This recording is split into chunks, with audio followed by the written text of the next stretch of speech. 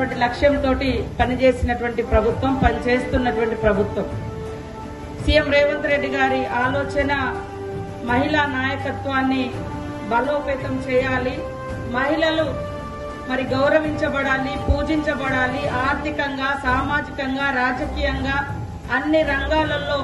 ముందంజలో ఉండాలని ఇందిరాగాంధీ యొక్క నాయకత్వాలను మరి పుణికి పుచ్చుకునే విధంగా ప్రతి మహిళ